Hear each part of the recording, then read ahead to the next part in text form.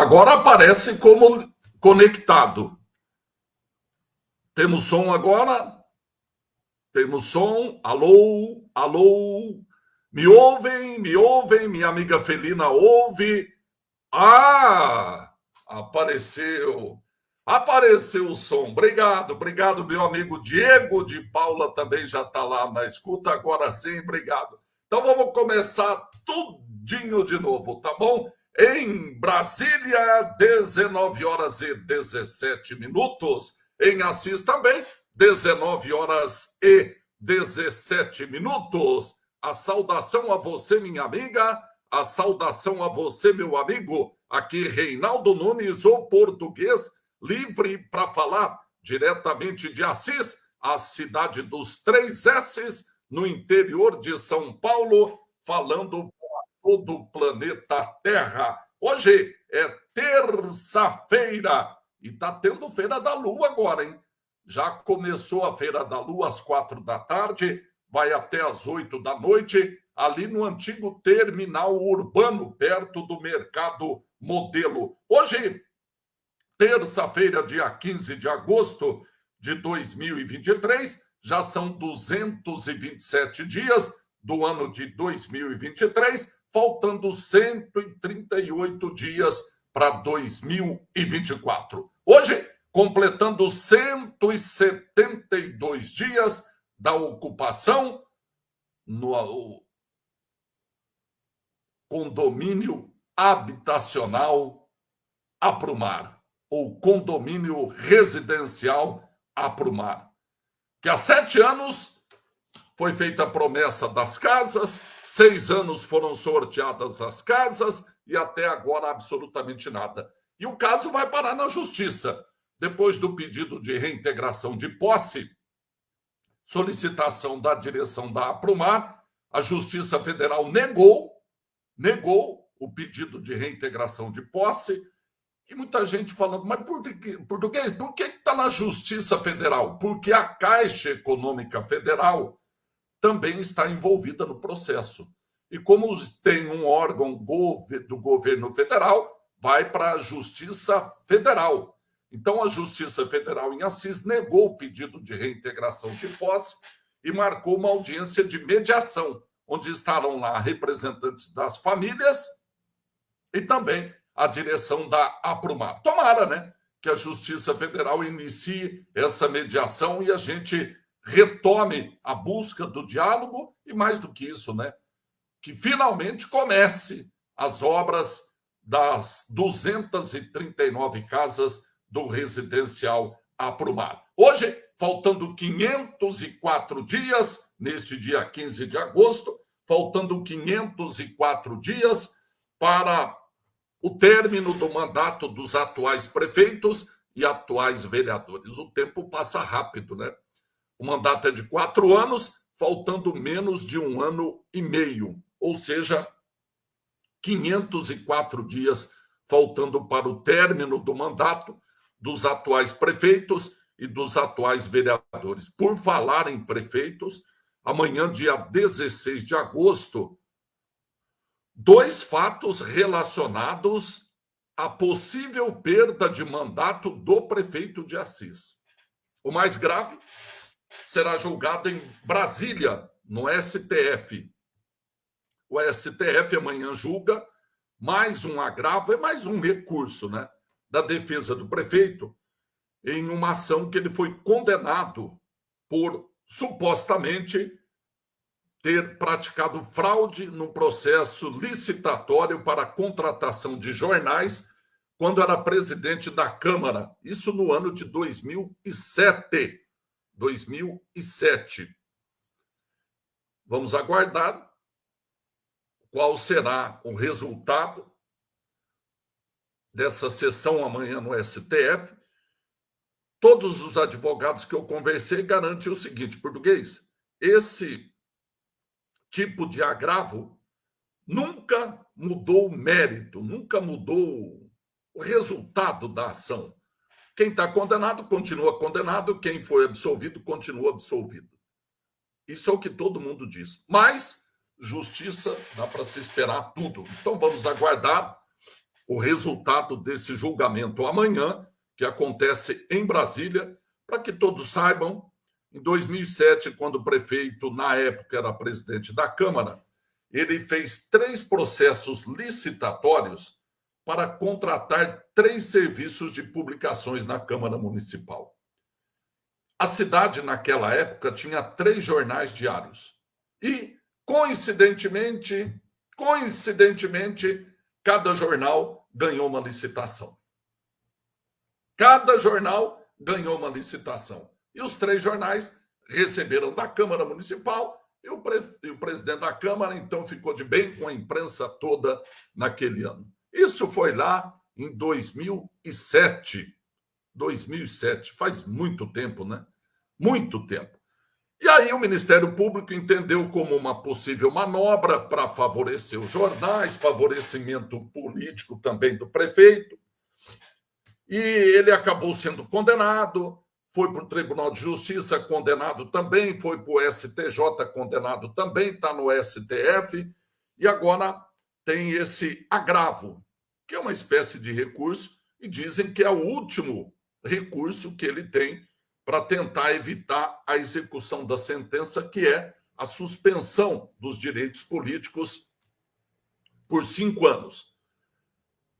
Vamos aguardar, então, amanhã o resultado dessa sessão no STF para a gente. Amanhã, essa hora, nós já temos uma posição, né? Amanhã, a essa hora, nós já temos uma posição. E amanhã também, isso acontece em Brasília, no STF. E amanhã também acontece mais um procedimento da CPI, da Comissão Processante, na Câmara Municipal. Todo mundo se lembra que a Câmara Municipal abriu um processo contra o prefeito com 15 votos a 0. Todos os vereadores votaram a favor de abrir o processo. Todos. Da base aliada, do bloco independente, enfim, todos. Os 15 vereadores votaram para abrir o processo para processar o prefeito. Por quê? Por um fato único. O prefeito, que perdeu o controle na FEMA, após o seu consogro renunciar ao cargo de presidente do Conselho Curador da FEMA, após ele também ser expulso do Conselho Curador da FEMA, muita gente fala, foi expulso. Para mim é isso, ele queria ficar, mas acabou sendo expulso por uma questão legal.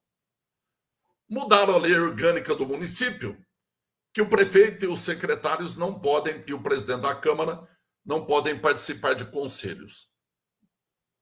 E isso foi decisivo, né? Porque todo mundo se lembra que o Conselho Curador da FEMA se reuniu tempos atrás para decidir sobre o afastamento do presidente do Conselho Curador, Arildo José de Almeida, consogro do prefeito. Ele é pai do genro do prefeito. O prefeito é pai da nora dele. Então, são consogros.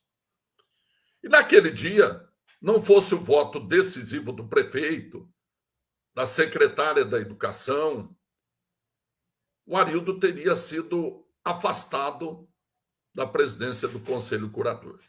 Mas aí o prefeito foi, a secretária da Educação também foi, e esses votos acabaram sendo decisivos para ele se manter no cargo. Mas a situação foi apertando, a CPI da Câmara investigando cada vez mais, Ministério Público também, polícia também, e aí não restou outra alternativa, depois que o prefeito saiu do conselho, a secretária da Educação saiu do conselho, o secretário da Fazenda saiu do conselho, foi feito um novo pedido de afastamento do presidente do Conselho da FEMA. Sem o voto do prefeito, da secretária da Educação e do secretário da Fazenda, ele, ao que tudo indica, seria afastado. Ele se antecipou e pediu renúncia do cargo de conselheiro, da indicação de conselheiro e depois do cargo de presidente do conselho eleito pelos demais conselheiros. Mas o prefeito perdeu totalmente o controle da situação na FEMA. E para reassumir o controle, ele encontrou uma medida nada literalmente legal. Ele baixou um decreto de intervenção na FEMA. Ele simplesmente tentou, dissolver o conselho da FEMA e ainda indicar um grupo dele, um grupo gestor. Já tinha até os nomes definidos, não foram divulgados, não foram publicados, mas já tinha até um grupo de 5 pessoas indicadas para compor o chamado Conselho Gestor da FEMA. Isso foi numa sexta-feira. No sábado,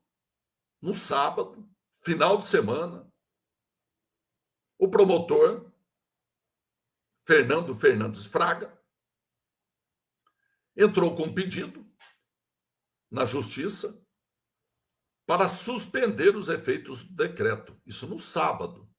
E no domingo, pela manhã, o juiz acolheu o pedido do Ministério Público e suspendeu os efeitos do decreto, retomando a normalidade na FEMA. O promotor, no pedido, usou o seguinte termo, ou os seguintes termos: a justiça precisa colocar um freio na conduta ditatorial do alcaide, que é o prefeito. E assim foi feito. E a justiça, então, suspendeu o decreto que revogava a lei, criando a FEMA e o Conselho Curador da FEMA. E tudo voltou à normalidade. Logo em seguida, o advogado Carol Tedeschi da Cunha entrou com uma denúncia na Câmara Municipal, achando que é um crime de responsabilidade, é uma infração político-administrativa que o prefeito cometeu ao decretar uma intervenção na FEMA. A denúncia foi lida na Câmara e os 15 vereadores votaram a favor de processar o prefeito. Foi instalada a comissão processante, tendo como presidente o ex-delegado de polícia, doutor Luiz Antônio Ramão, como relator, o policial rodoviário aposentado, Gerson Alves de Souza, e como membro, o Carlinhos Zé Gotinha, José Carlos Beitum. São estes os 3 vereadores que compõem a comissão processante que investiga a denúncia contra o prefeito José Aparecido Fernandes. E o pedido foi acatado e a comissão processante tem 90 dias para apresentar o seu relatório. Se pede a cassação ou se arquiva a denúncia contra o prefeito. Mas quem vai decidir é o plenário.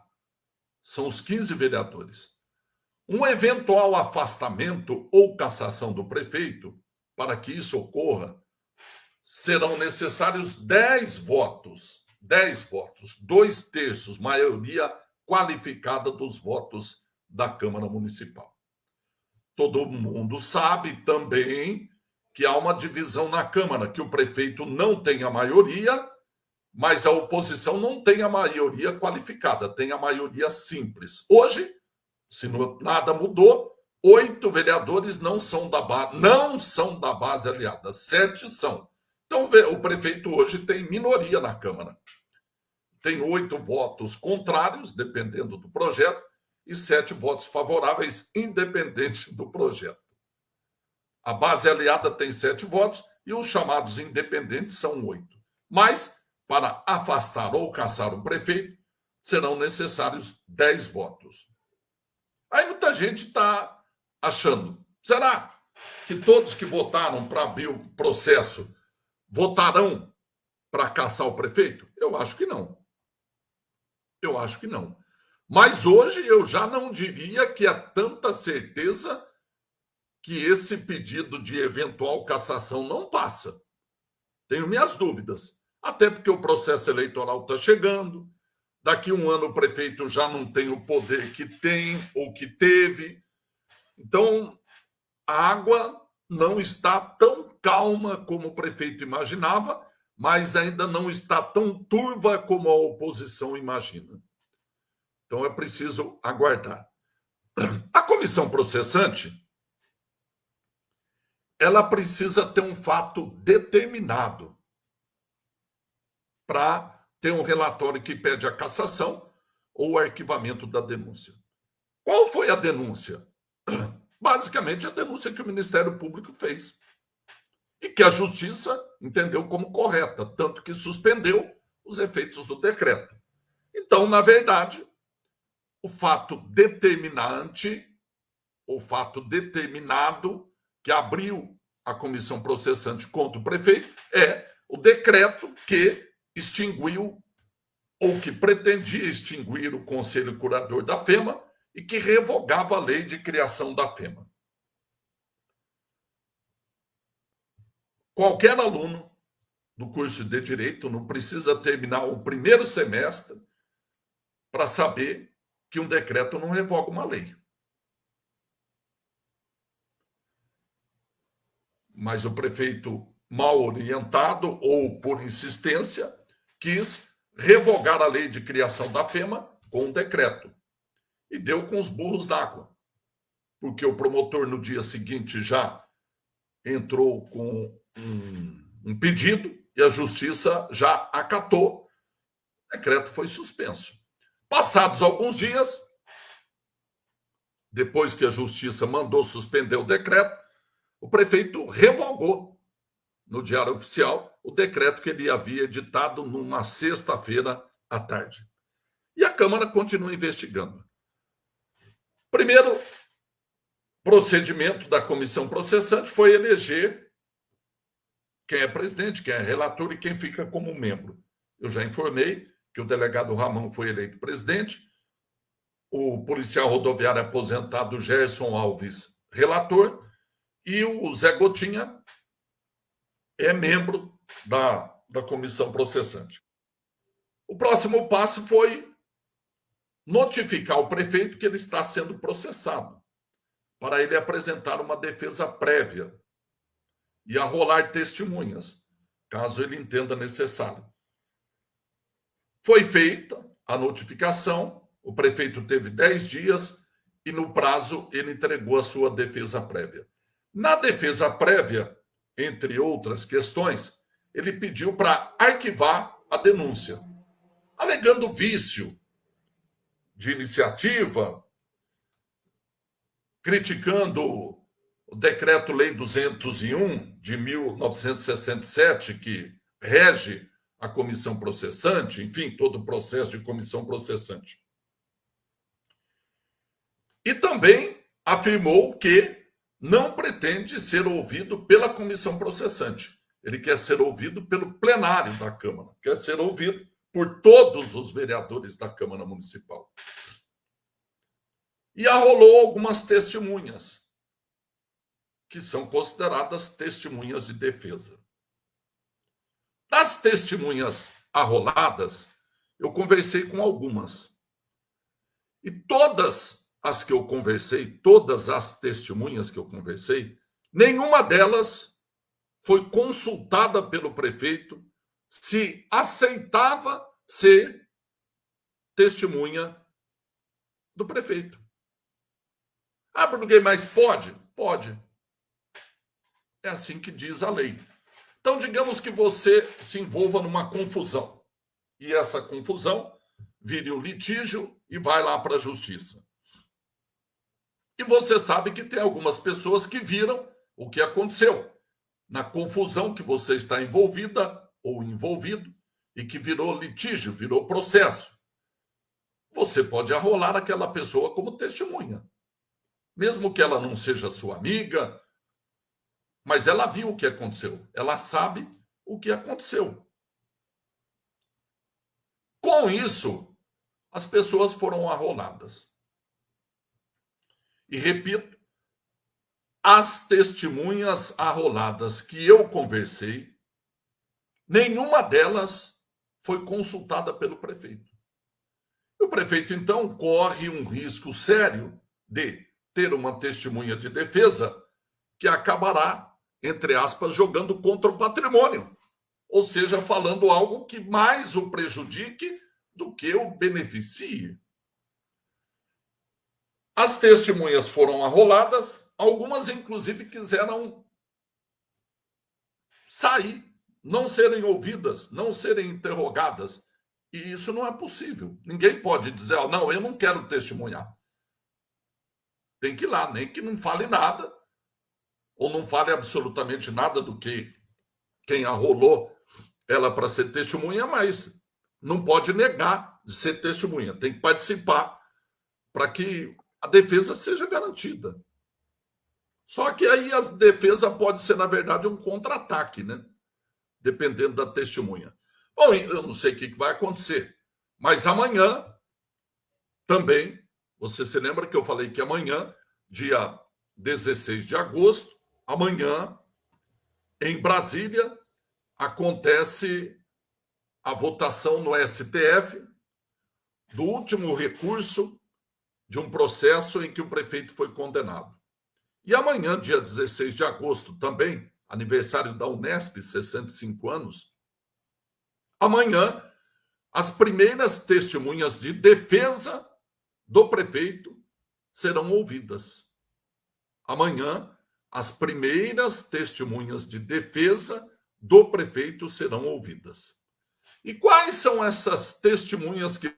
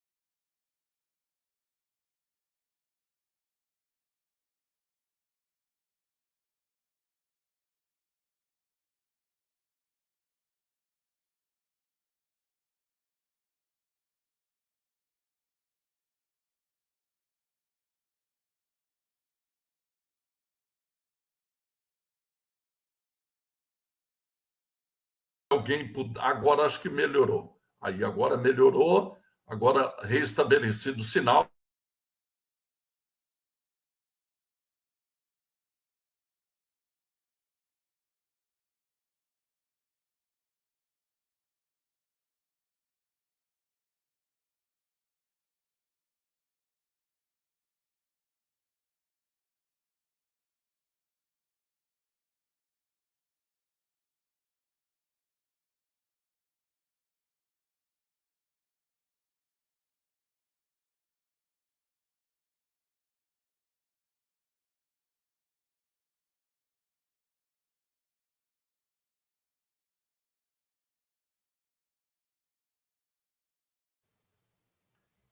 E a imagem estão bem, parece que restabelecido. Eu vou tentando aqui. Vocês me avisam, tá bom? Se eventualmente sair o áudio, principalmente, ou a imagem, me informem. Vamos lá. Diário Oficial do Município de Assis, à luz da reunião da Comissão Processante 1/2023, realizada no dia 11 de agosto de 2023. Está no Diário Oficial isso. Está no Diário Oficial. À luz da reunião da Comissão Processante 1/2023, realizada em 11 de agosto de 2023, na sala de eventos da Câmara Municipal de Assis, os vereadores Luiz Antônio Ramão, presidente, Gerson Alves de Souza, relator, e José Carlos Silva Beitum, membro, decidiram intimar as testemunhas para prestarem depoimentos nas datas e horários a seguir.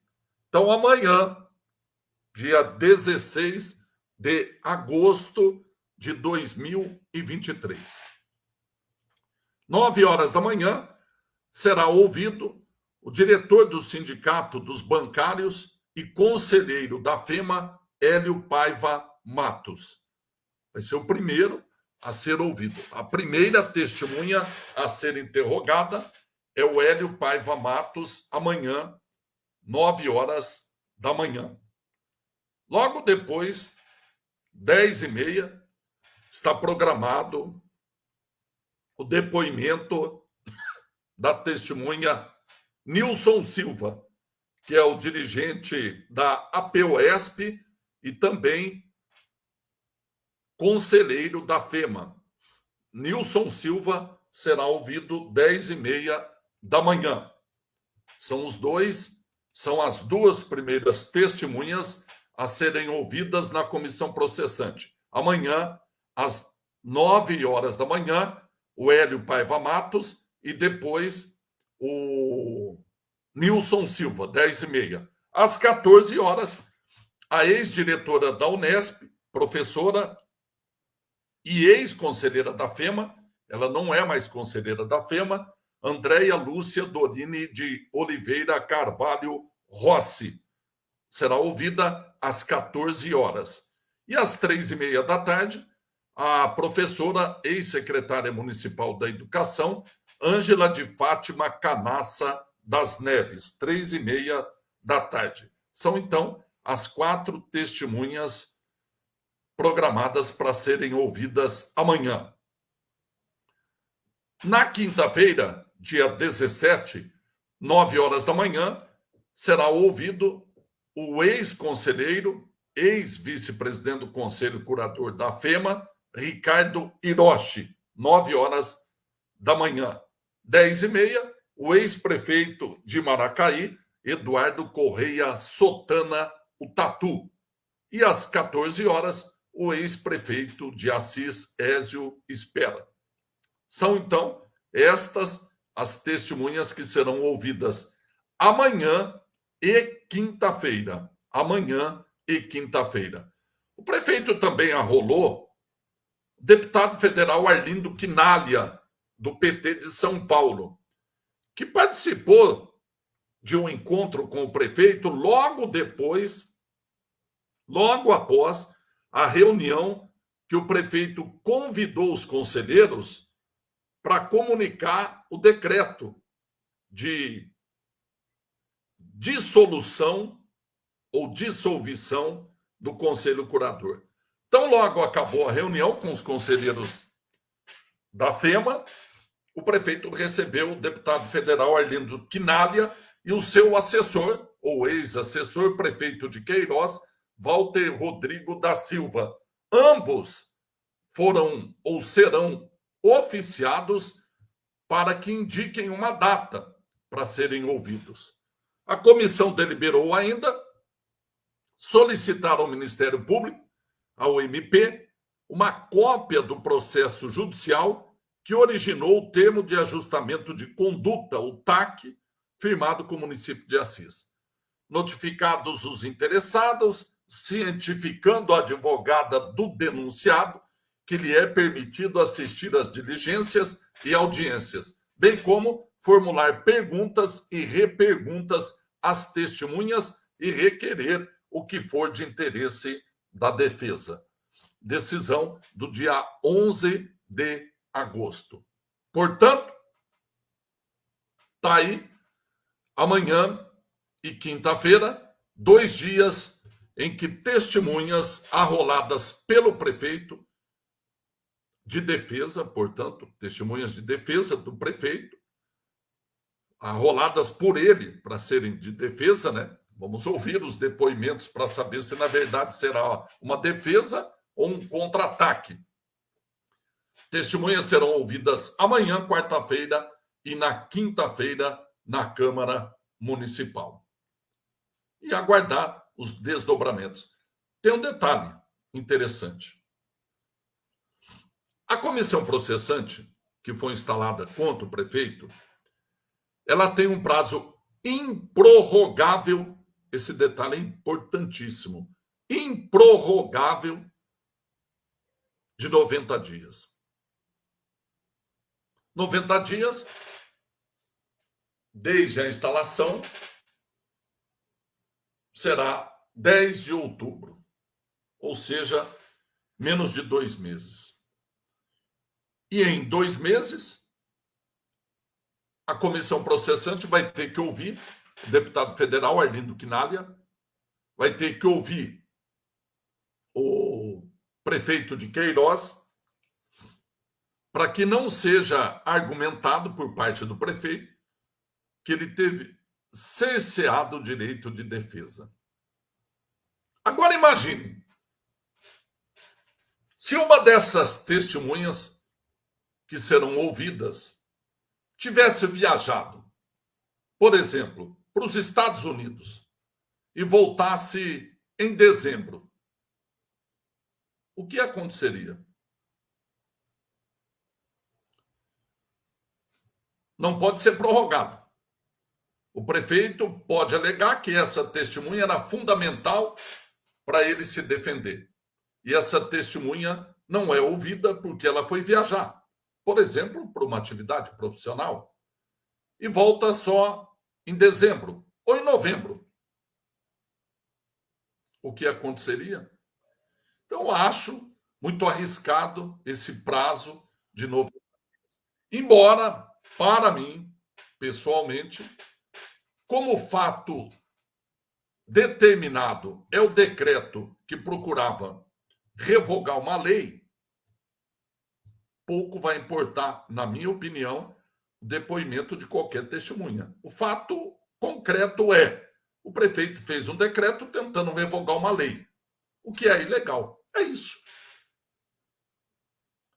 A não ser que apareça lá uma testemunha e diga: não, olha, eu orientei o prefeito a fazer isso, tinha certeza, e não foi o prefeito que a culpa é minha. Talvez fosse uma saída. Mas não é isso que vai acontecer pelas testemunhas que foram arroladas. Algumas testemunhas compreensivelmente estão aí, né? Por serem conselheiros, por terem participado da reunião com o prefeito.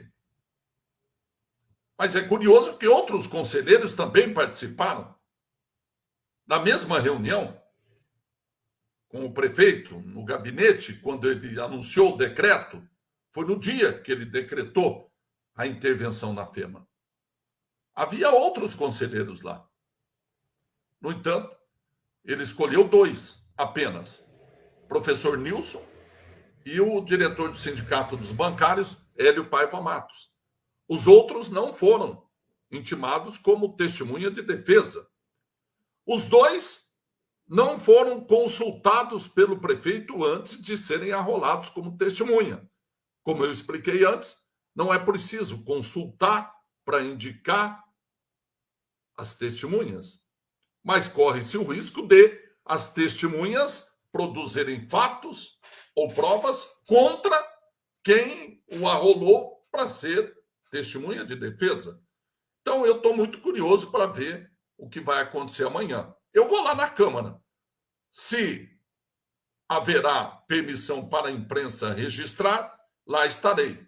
Se não for permitido, lá estarei, mas não assistirei. De qualquer maneira, amanhã, dia 16 de agosto, é uma data importante para o prefeito, porque ele receberá, entre aspas, tiros, acusações de 2 lados. No STF, num processo que está mais avançado, e aqui na Câmara Municipal.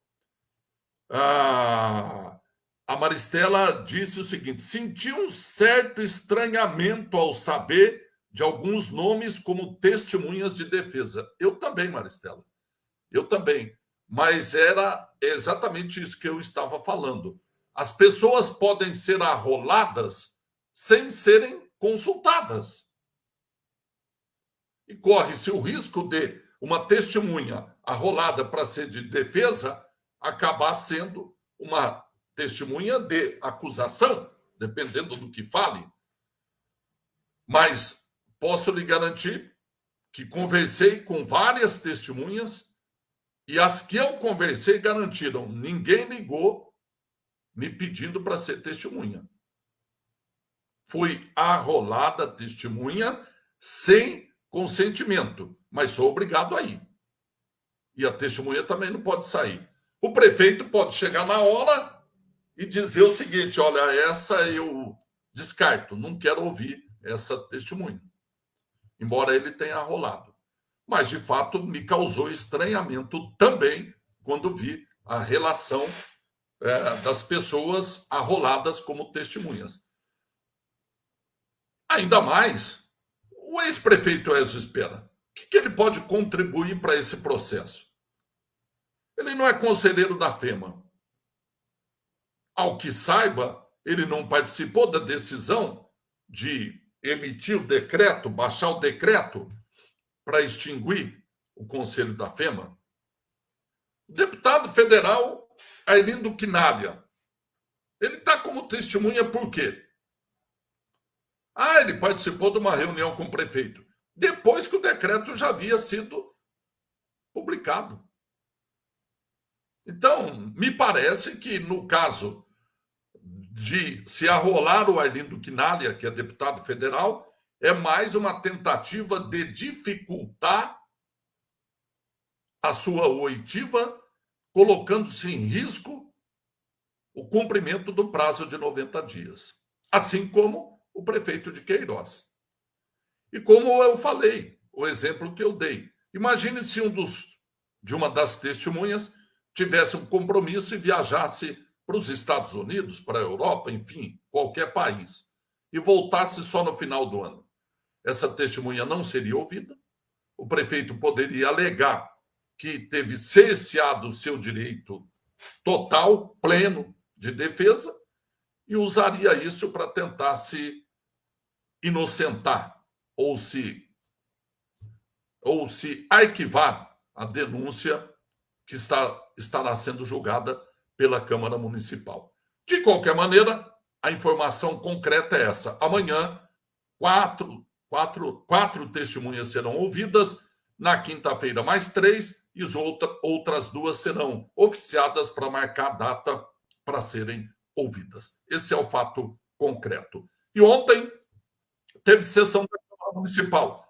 E eu tenho aqui a Viviane Delmassa, presidente da Câmara Municipal, para fazer, claro, um resumo do que foi discutido, do que foi votado ontem na sessão da Câmara Municipal. E ela vai falar agora, exatamente, apresentar esse resumo agora para a gente. Ela vai falar bom dia, porque ela participou do programa hoje cedo também, na Rádio Interativa. Seja bem-vinda, Viviane. Bom dia, português. Bom dia, ouvintes da Rádio Interativa. Na 26ª sessão ordinária do dia 14 de agosto de 2023, tivemos alguns projetos apreciados, alguns adiados. Foram o projeto 45 do vereador Gerson Alves de Souza, que dispõe sobre a obrigatoriedade de farmácias e drogarias disponibilizarem recipientes para armazenar medicamentos domiciliares vencidos ou de desuso, de uso humano, industrializado ou manipulado de suas embalagens após descarte pelos consumos do município de Assis e da outras providências. O projeto do prefeito 61 foi adiado, que é o resíduos sólidos de qualquer natureza. O projeto 102, do projeto do Tenente Gênova, que denomina a Sala de Educadores EMEI, Pequeno Polegar, Sala de Educadores, professora Miriam Aparecida Friambolin. O projeto 121/2023, do Douglas Henrique de Azevedo, que inclui no calendário oficial do município de Assis o Rock Fest. O projeto de lei 127 de 2023 do Luiz Antônio Ramon, que dispõe sobre a responsabilidade dos condomínios residenciais loteados no acesso controlado comunicar as ocorrências da violência doméstica familiar, foi adiado. O projeto de decreto legislativo número 5 do vereador Nivaldo dos Santos, que outorga o título honorífico de cidadão assisense ao primeiro-tenente PM Guilherme Fernandes Leite, também foi adiado.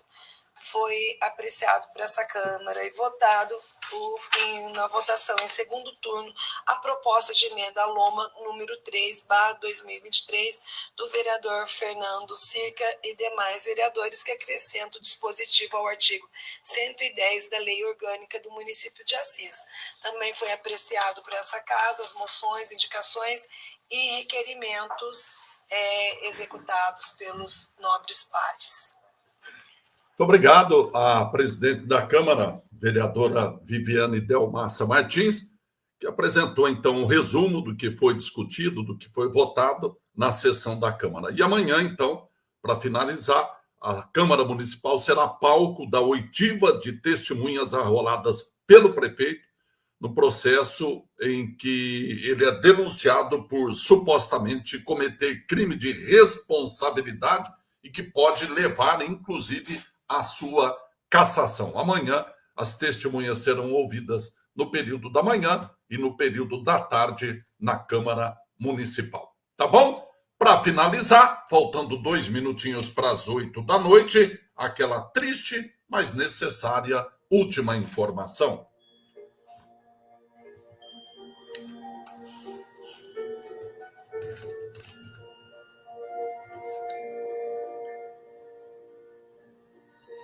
Sepultamentos ocorridos nesta terça-feira. A senhora Corina Maria Filho, de 97 anos, foi velada no Complexo Prudenciana e sepultada às 15 horas.